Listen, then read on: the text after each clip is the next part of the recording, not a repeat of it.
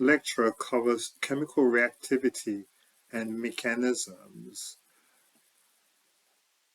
Main thrust will include thermodynamics and kinetics. Thermodynamics will let us understand more of the bonding and equilibria present in our systems, while kinetics will tell us about the rate of our reactions in the systems. We will then discuss types of reactions that you will encounter in organic chemistry, and we will introduce you to arrow pushing and arrow pushing rules, which will enable you to view and illustrate the movement of electrons in reactions. Firstly, let's look at the thermodynamics and bonding, i.e. we're going to probe enthalpy. Now, this change in enthalpy can be illustrated by this simple molecular orbital treatise. Whereas if I add some energy to this pair of electrons, I will promote one of these electrons to the higher anti-bonding orbital. The bond orbit order will then move from 1 to 0. This will then realize a break in the bond. Understand this, we have absorbed energy for this. So immediately from your past chemistry, you know that this was an endothermic event. Let's have a look at enthalpy and go over some specifications. The system, of course, is the universe that we're considering, and then there is the surroundings. Now, there has to be a boundary involved. We cannot calculate all the energy in our system, but we can calculate the change of energy in our system. So realize this. If I lose energy from my system into the surroundings, then there is going to be a decrease in the change in energy. This is an exothermic event, and it's quite well illustrated in the graph where our starting material is higher in energy than our products. So we've lost this much energy, i.e. our products is a lot more stable than our starting material. Enthalpically, this is delta H equals to negative, an exothermic event. In contrast, if our system absorbs energy, then there is an increase in that change in energy, which is positive, and illustrated here with our starting material absorbing energy, and then it releases energy after it passes through this transition state. But of course, the products are higher in energy than the starting material. So therefore, this is a positive.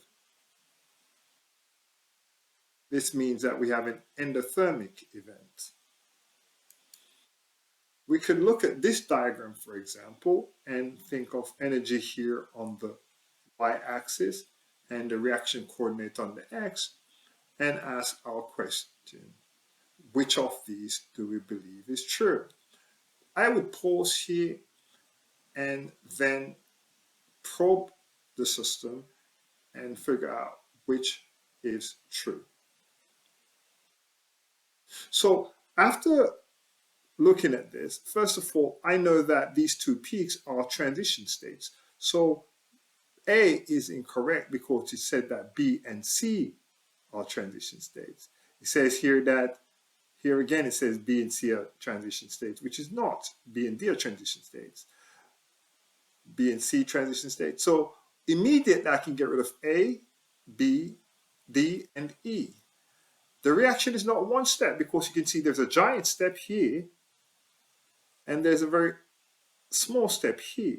So those are two steps going via this intermediate. So our next quest is looking at B. And if you notice, the starting materials is a tad bit lower in energy than our product, meaning that the reaction is endothermic.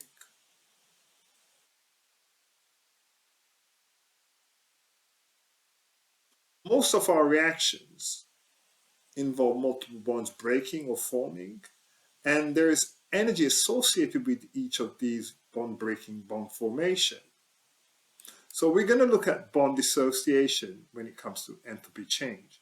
Because notice here in this substrate, this compound, we've only broken the CH bond. The same thing here, we've only broken the CCl bond, and we formed the new CCl bond and a new HCl bond. Bond breaking is, of course, endothermic. Bond making is exothermic. The change here is minus 138 kilojoules. What's important, it is a negative, and therefore it is exothermic.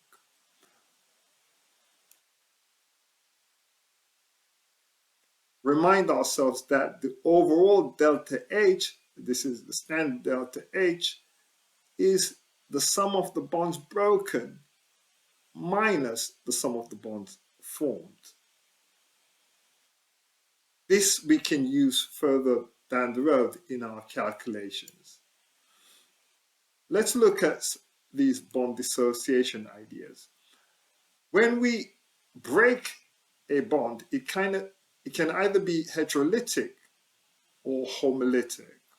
Heterolytic, we have a charge distribution, where a charge separation, where we have, in this case, we have a carbocation with a hydride, that the lone pair that was present in this bond that was being shared between the carbon and the hydrogen is now sitting solely on that hydrogen. And so the formal charge of the carbon has gone up. Reverse of this is if the shared pair went to the carbon, and now this bond being pair is now this lone pair, and so we have decreased the formal charge of the carbon. It's now carbon 9, and the hydrogen itself has increased. It's now proton. Unlike homolytic cleavage, where we end up with each species having an electron from that shared pair, the heterolytic cleavage realizes ions, while this homolytic cleavage realizes radicals. In our chemistries moving forward, all our bond associated energy calculations will be associated with homolytic cleavage. Homolytic cleavage. Now, stronger bonds have a higher enthalpy. So if we look closely, for example, at these hydrogen halides, as we move down the group, you can see that the bonds are getting weaker, because the iodine, for example, is quite a big atom, and it's far away from the hydrogen nucleus, so the attraction is not as great. So it's a weaker bond compared to the fluorine with a large charge density, it's very tiny, close to the hydrogen, so it's very tightly held. And so we have a higher energy involved here. We can also look, for example, at same thing occurring here between the methyl bromide and the methyl iodide. Methyl bromide, you can see, is slightly higher than the methyl iodide.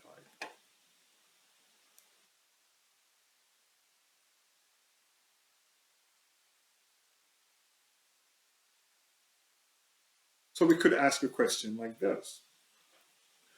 To order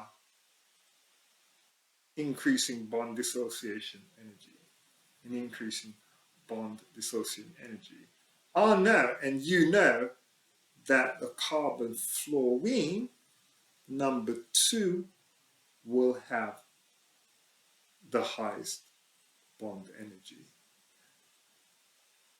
Bromine being lower than both fluorine and chlorine and bigger would have the lower bond energy. So our answer there would be C.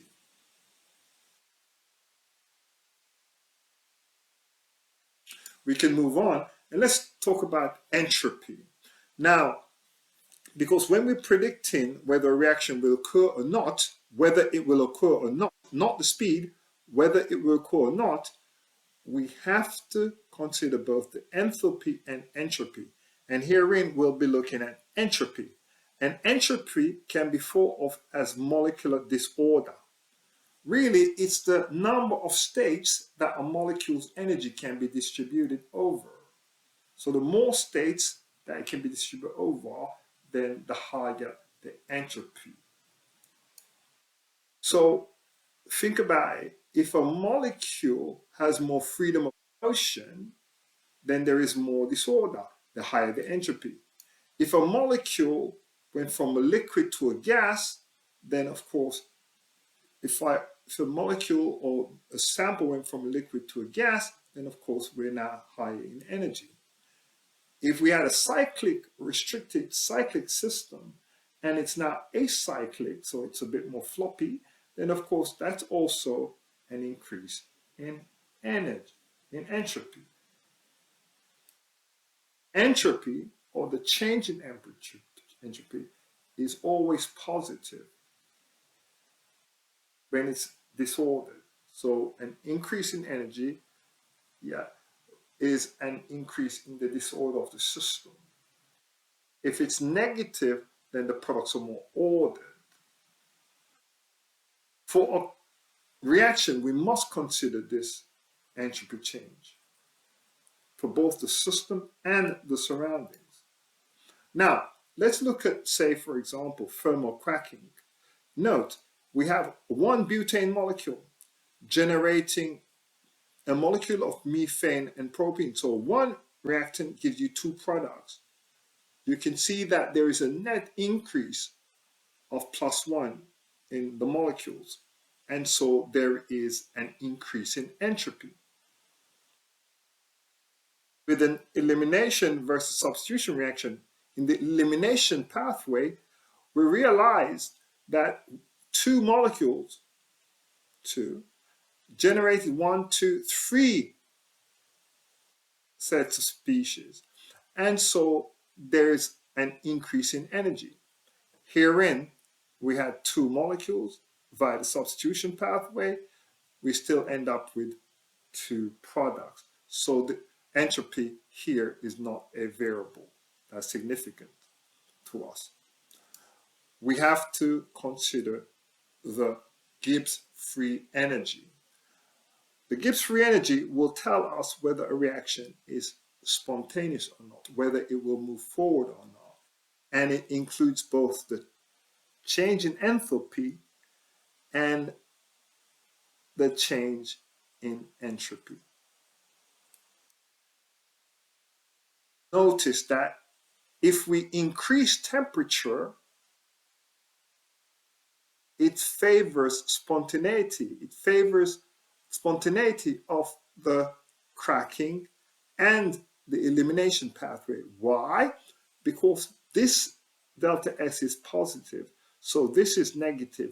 And really, you want a negative delta G for spontaneity. We'll talk about this in a few moments.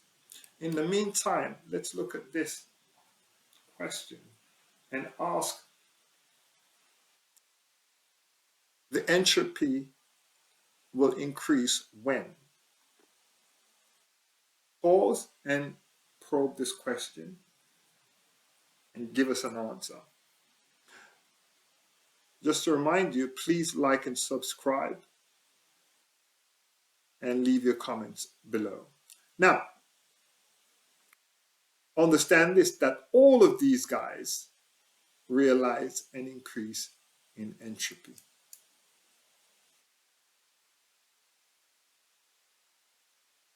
Let's now look at the Gibbs free energy. The Gibbs free energy, delta G, is a thermodynamic function that includes, of course, the enthalpy and the temperature and the change in entropy. If it is negatively charged, it's exergenic, meaning that it favors the products. If it's positively charged, it's what we call endogenic, and it favors the starting material. A closer look would realize that the bonding energy we can calculate, that will give us the delta H, and the randomness, i.e. delta S, by quick observation of the molecule itself, we can have an idea of the value for delta S. At high temperatures, this T delta S becomes terribly important to us. But let's move on and look at the endogenic process. You can see that the reactants are higher in free energy than the products, so the change is lower in value, and therefore it's spontaneous. We favor the products. On the other hand, you can see here in the endogenic situation where the reactants are lower in energy than the products, this is free energy, delta G is positive, and therefore it is what we say non-spontaneous. Spontaneity, non-spontaneity. Let's look at this reaction. Don't worry about these symbols or these formulas at the present moment. You don't need to know what exactly the reaction is. All you need to know is that there's two molecules generating one. So the sign would be what, do you think? Why don't we pause here and you give us your take on this? Yes, the sign, of course, would give you a delta S that is negative, because we went from two molecules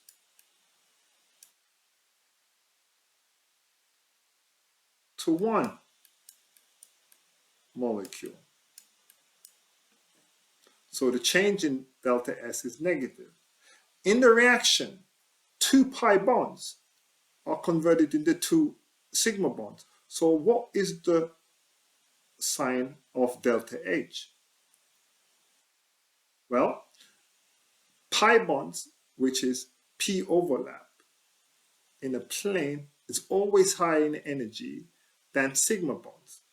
And so therefore, in this case, because we're now forming sigma bonds, which are lower in energy, enthalpically, this is an exothermic event.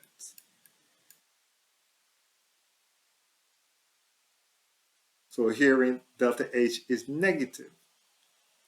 It asks to predict the sign of delta G, whether it's positive or negative. Well, I can assure you that delta G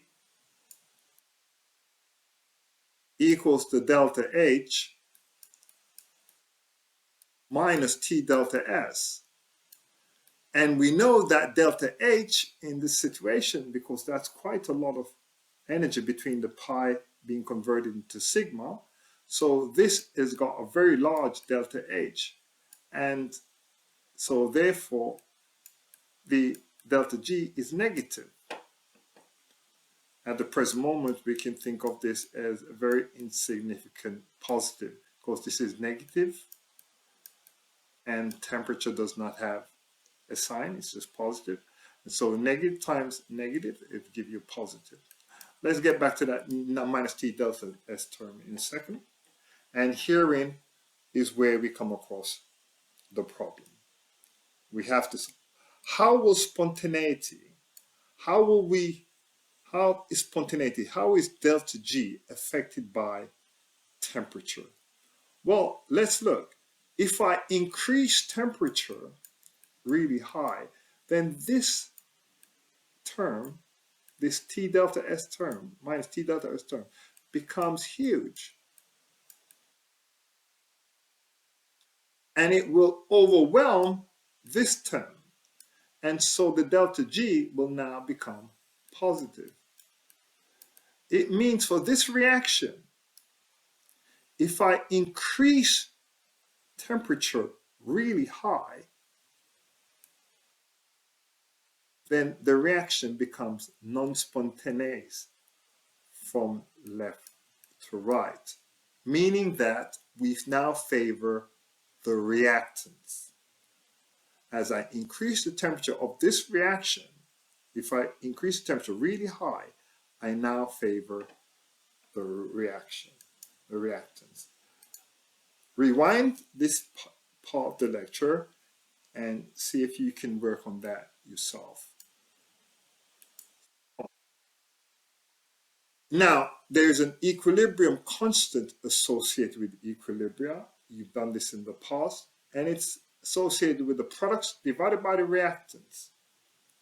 Now, we can relate that to the Gibbs free energy because delta G equals to minus RT, and you can see we got natural logs of the equilibria. So, because this is a constant, you can see the direct relationship between spontaneity and our equilibria. But remember that there's a minus sign right here. So let's move on with that in mind. Let's look at the fact that both K equilibria, delta G, delta H, and delta S, these are all thermodynamic terms. They do not describe kinetics. Remember, kinetics is the rate. This is thermodynamic terms. These are thermodynamic terms, meaning that it's telling us whether the reaction will be favored or not. Now, if K equilibria is greater than 1, let's look back at this. If K equilibria is greater than 1, it means that there is more products than reactants. This, more products than reactants. So it favors the products.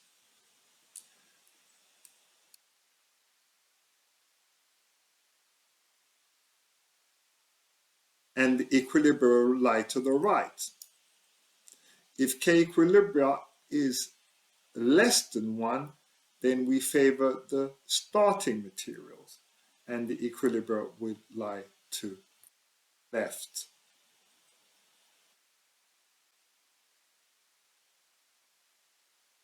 So therefore, if we look at this, we can see that here we have a situation where K equilibria is greater than 1. K equilibria is greater than 1. This is a minus. So delta G is, of course, now spontaneous.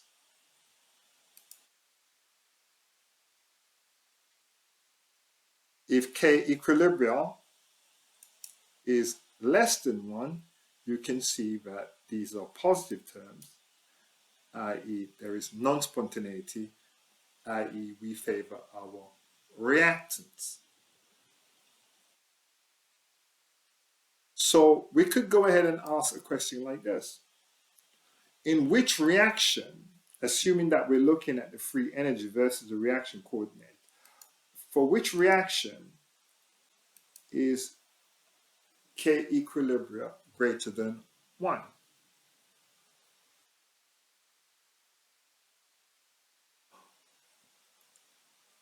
And of course, we know that K equilibria greater than 1 means that we favor the products, i.e. it is an spontaneous system, an exogenic system. And so this is where the reactants are greater in energy than the products. So your answer there is C.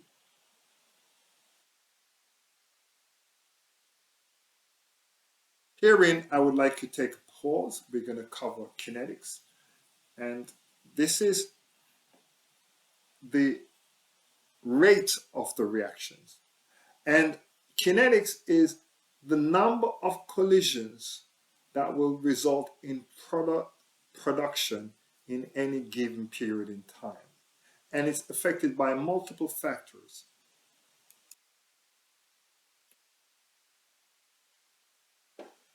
Factors that it is affected by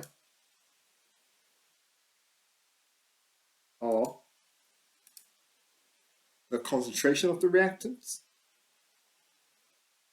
the activation energy, temperature, geometry and sterics, and of course, whether we have a catalyst or not. For a brief illustration of the difference between kinetics and thermal, it's quite simple. You can see that when we start off with this illustration of free energy versus the reaction coordinate, note that we have to pass through this barrier, this hill, activation energy. The activation energy. The activation energy is directly related to our kinetics. On the other hand, the stability of our reactants versus our products, delta G, the change in energy, change in the free energy, is what is determined.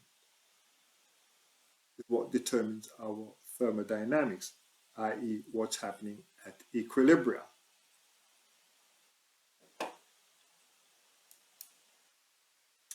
Note that the activation energy is related to the rate constant that we have here, where the rate is, of course, the rate constant times the concentration of A exponential A and B exponential B. This is the order of the reaction. And the relationship, of course, is we have a constant, this frequency factor, and here's our activation energy, and of course another set of constants, the gas constant and the temperature in Kelvin. But there is a direct relationship between the rate constant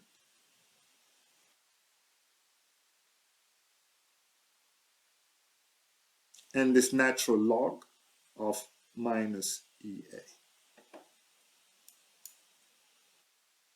So we can ask questions like this. Now I want you to pause here and work on this problem set.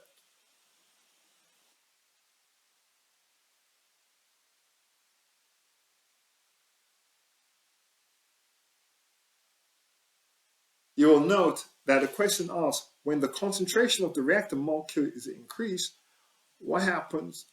Says the rate of the reaction increase. And the best explanation is, as the reactant concentration increases, then think about it for a second. We're not changing the kinetic energy. I mean, if we increase the temperature, yes, we would. The rate constant is a constant. So there's no increase or decrease in the rate constant. The activation energy, there's no increase or decrease. We throw in the catalyst. And the order is definitely not going to change again unless we throw in some sort of catalyst or change some sort of variable in the reaction. The only variable we change is the concentration. And when we increase the concentration, the probability of increasing molecular collisions becomes higher. So therefore, the frequency of molecular collisions increases. So for kinetics, these are the factors that will affect your rate. The activation energy, temperature, and sterics. These are the three most important ones that we want you to remember.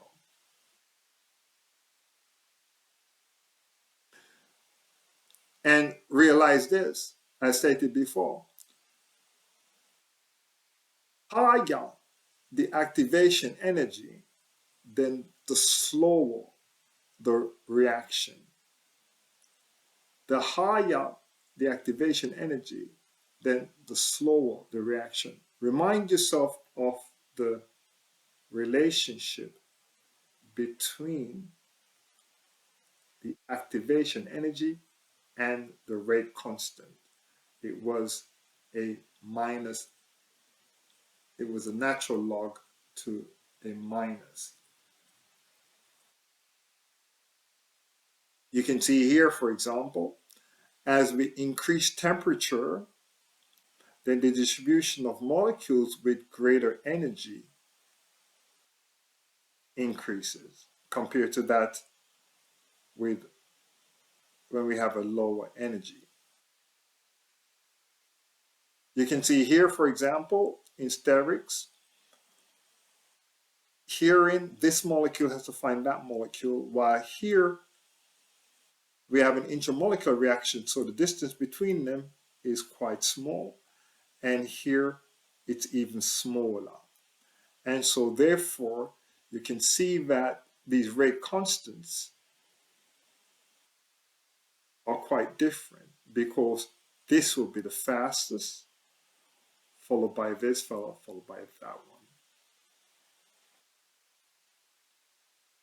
So with that, we need to talk about reactions. Reactions, types of reactions.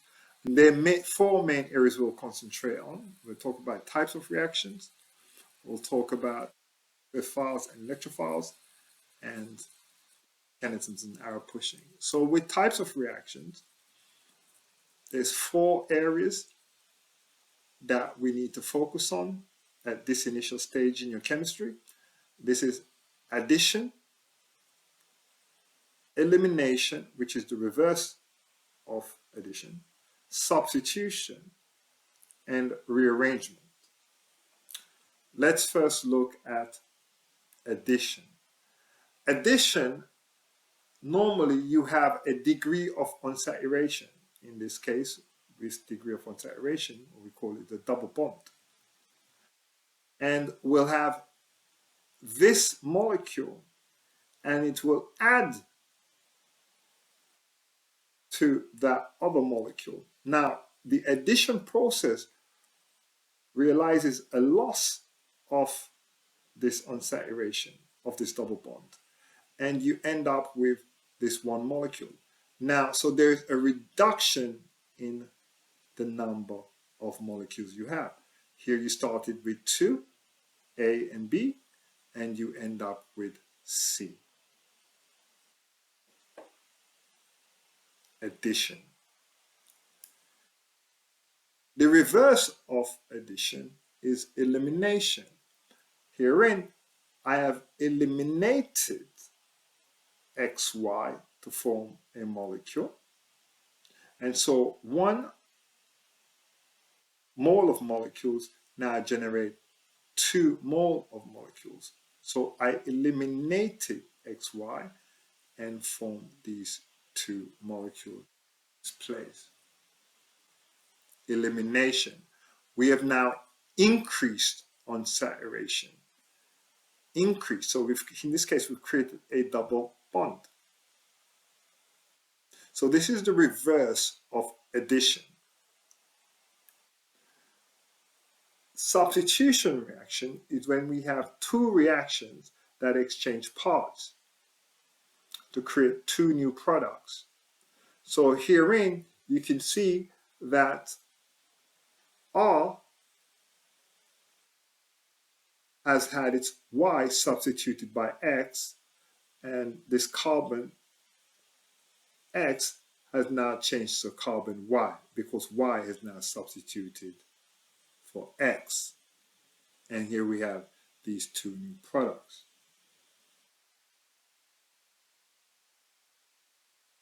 And finally, rearrangement reactions. Rearrangement reactions is exactly what it is. You can see, for example, we have in this molecule a degree of unsaturation present.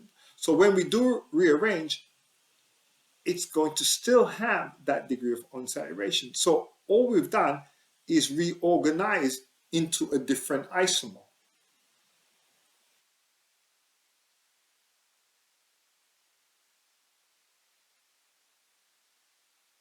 So with that, we can now ask a question like this. Which of the following reaction is a substitution reaction? Well, let's look closely at reaction A. Immediately, you've noticed that we've gone from one molecule to two, and a degree of freon saturation has been formed. So we can safely say that this has been an elimination reaction. Let's look at D, for example. And D, you can see that D, we start with two molecules and we remove the degree of freon saturation and form one molecule. So this is an addition reaction. Herein, you can see that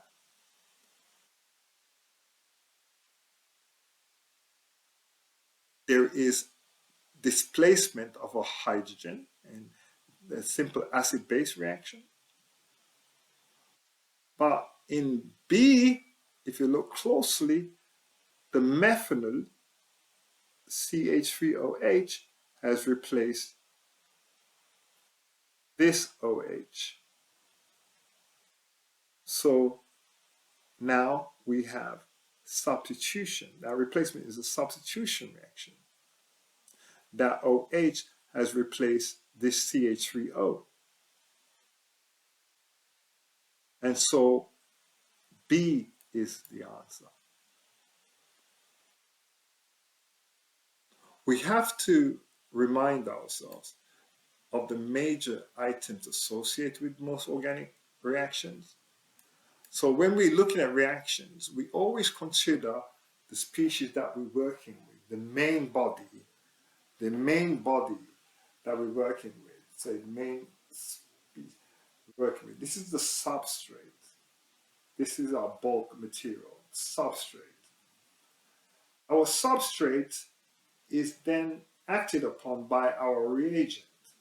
For example, we could have a substrate like an alkene, and we're treating with a reagent called an acid. These are present or absent, but usually they're present in a solvent of some sort. This is a medium that dissolves these reactants, both reagents and substrate. And in modern chemistries, a lot of times we cannot do without a catalyst, because a catalyst is one that lowers the activation energy and therefore increases the rate of the reaction, i.e.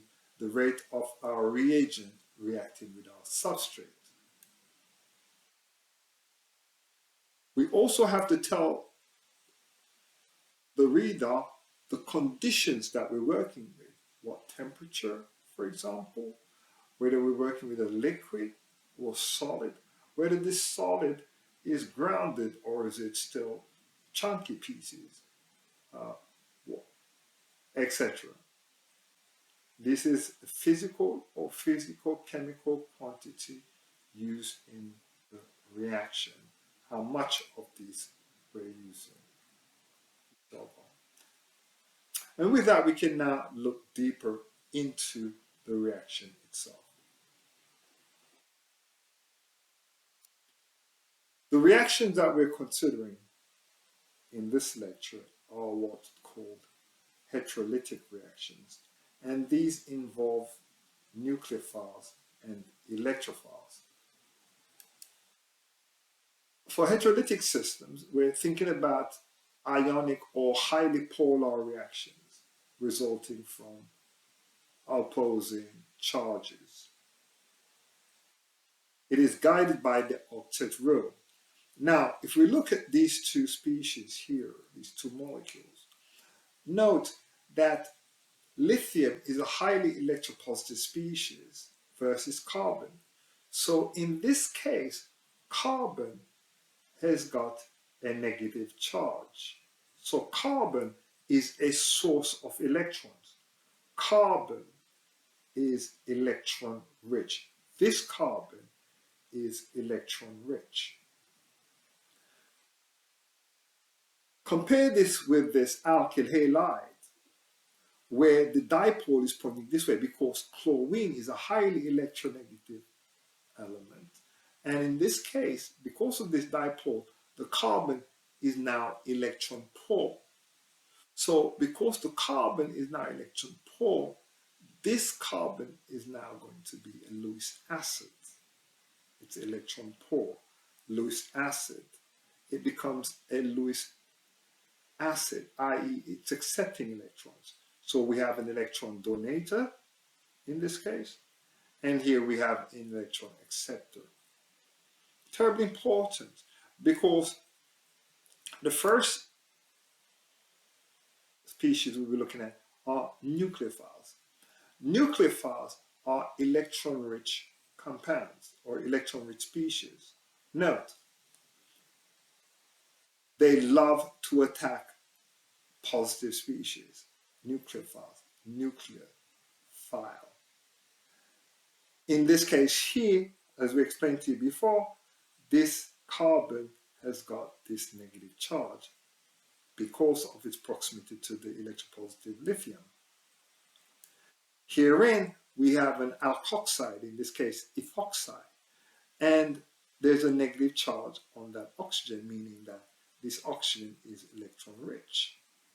Oxygen itself, bonded as it is in this alcohol, is an electron rich compound. It is a Lewis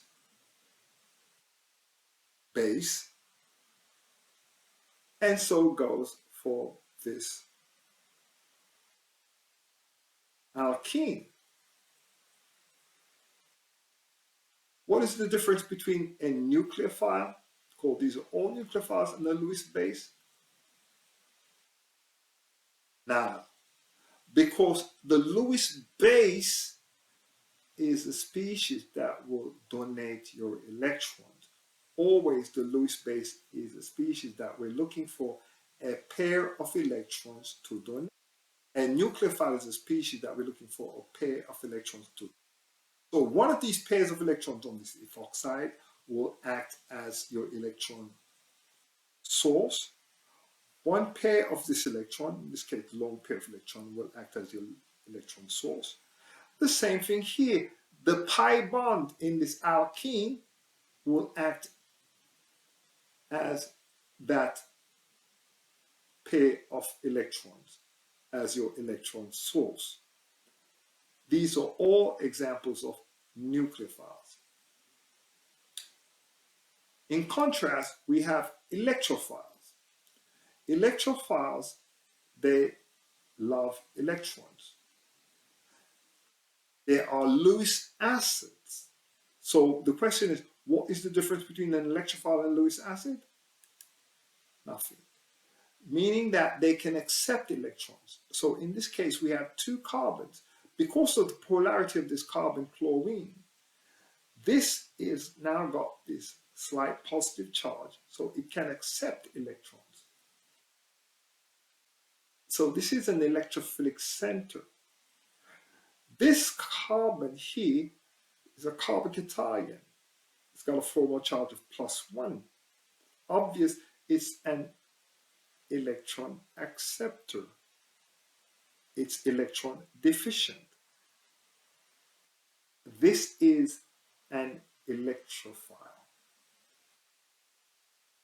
The area, the atom where it's electron deficient is the electrophilic center.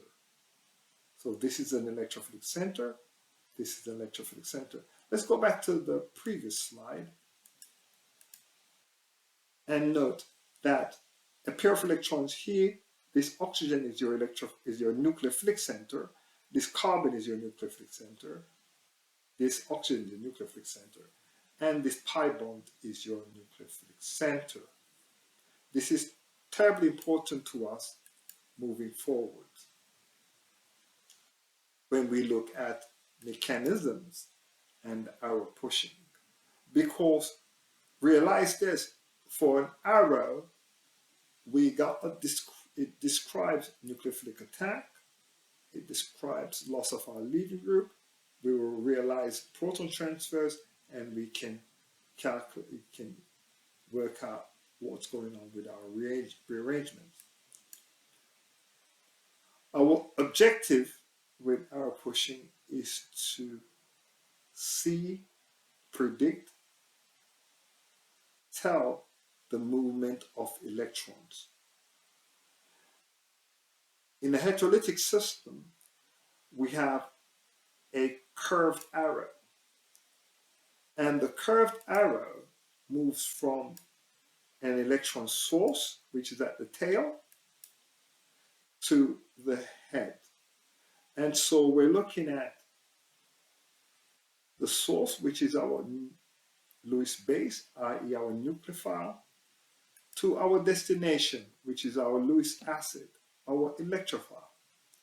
Now, in addition, what I should say is that this will be centered around the nucleophilic center, and the head will be attacking the electrophilic center. These are types of arrow pushing formalism that you should pause here and be aware of. For example, you can have a simple species with a lone pair attacking a carbocationic species or some sort of cationic species to form a bond. Herein, you can see dissociation. And so we end up with two separate entities. The pair that was shared here is now a lone pair solely on B. An example of this is the dissociation of hydrogen chloride, where we end up with a proton and the chloride anion.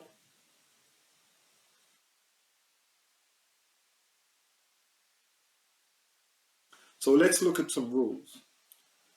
The arrow has to start on a pair of electrons, whether it's a bonded pair or a lone pair. The arrow always ends on a nucleus or between two nuclei. So if it ends on a nucleus, it's a lone pair. If it ends between two nuclei, it's a bond. We should avoid breaking the octet rule for second period elements, and we should try to practice how to draw arrows that follow these four key patterns. Now, the first is the arrow starts on a pair of electrons. This is a bonded pair or a lone pair.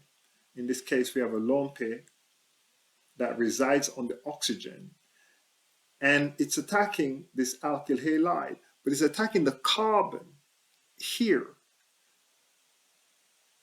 So this oxygen is your nucleophilic center, and this carbon is your electrophilic center.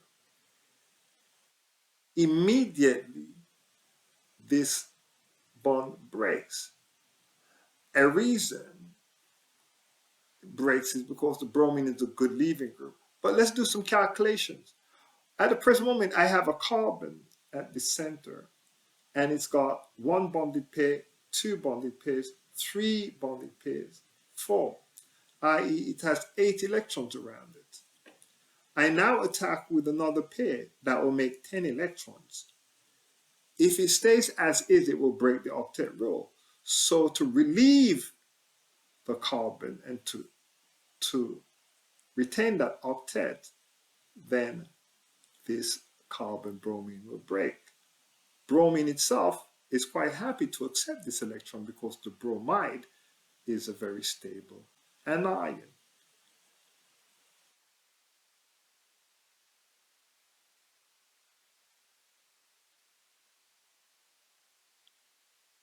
So the arrow ends on the nucleus or between the two nuclei. In this case, it ends on a nucleus.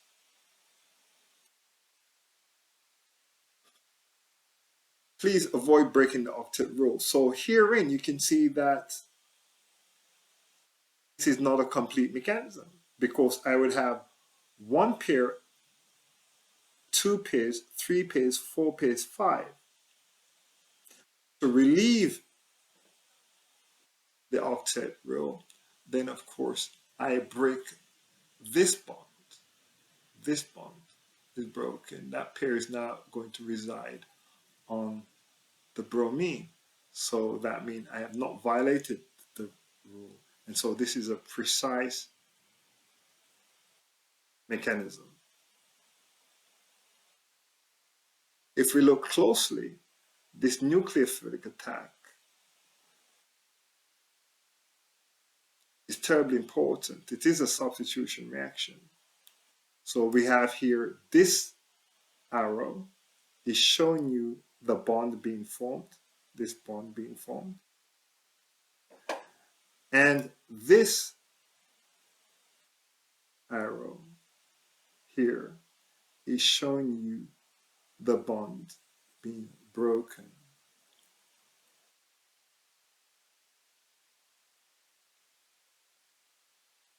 Herein, you can see also I have a carbocation that's present on my electrophile. And I have the cyanide, which is my nucleophile, attacking my electrophile. So nucleophile attacking my electrophile. Negative, source of my electrons attacking positive.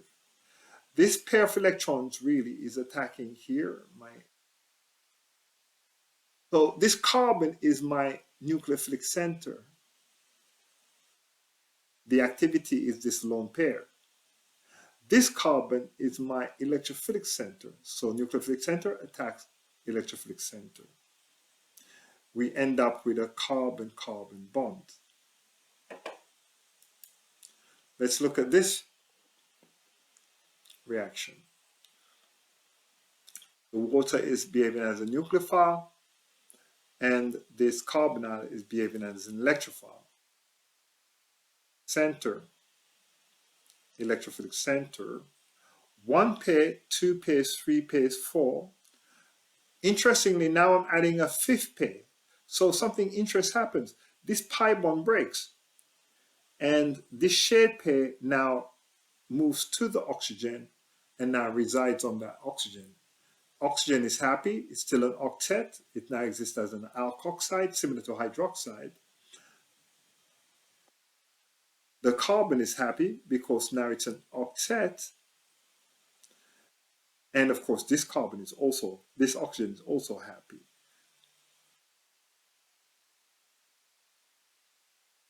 Herein, we have a dissociation, spontaneous dissociation of this bromine from the rest of the molecule. Note,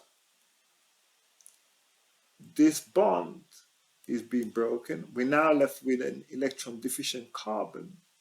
It's okay. It's not very stable, but this is part of a reaction, a continuous reaction. And we have the stable bromide that we talked about before.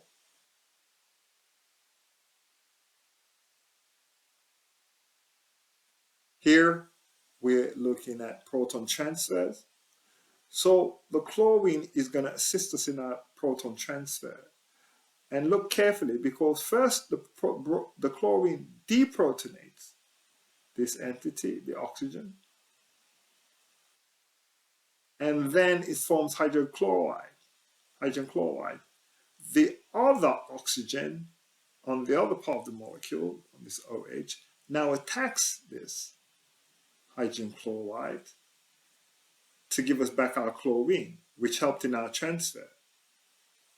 So all we've done is transfer this hydrogen onto this hydrogen from this oxygen onto this oxygen with the assistance of the chlorine.